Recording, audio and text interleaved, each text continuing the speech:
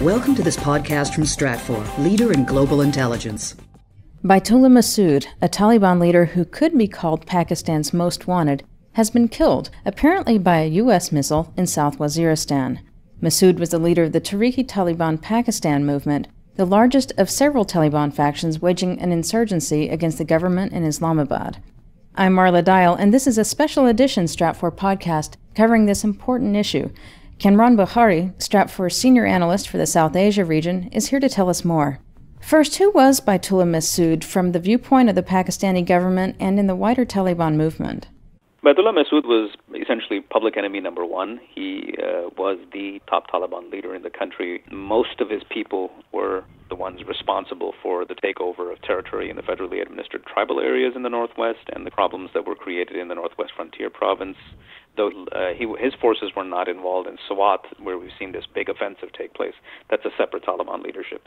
But his notoriety stems from his ability to strike in major urban metropolises of the country with large-scale suicide bombings, targeting very sensitive institutions, including the ISI. What does his death mean for the insurgency in Pakistan?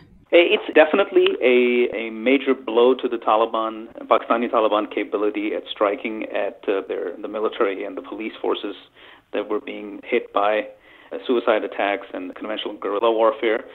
Of course, there's always the question of how significant one leader's death is. We've seen it happen in the context of the killing of several HVTs related to AQ. And, of course, in the wake of Abu Musab al-Zarqawi's death, the al-Qaeda leader in Iraq, we saw that, the insurgency moved on even though the leader was killed. In this case, Mehsud, who was single-handedly created the Pakistani Taliban phenomenon, if I may say, his death, because of his micromanaging of everything and his charismatic leadership, could help the Pakistanis make a dent into this insurgency. Is this in some way a major success for the United States also?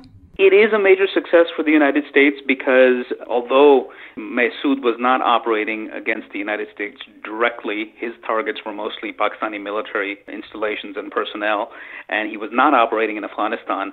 But because he was undermining the Pakistani state, so critical to the U.S.-Afghan policy and the regional policy overall, if the government in Islamabad, if the Pakistani state is going to have a much better time dealing with the insurgency, that ultimately helps the United States deal with the overall situation in the region. And of course, it'll bring some dividends in Afghanistan. Kamran Bukhari, thank you very much. My pleasure. Kamran is a senior analyst covering South Asia for Stratfor. You can find more details and analysis on this issue by visiting our website at www.stratfor.com. I'm Marla Dial. Thanks for listening.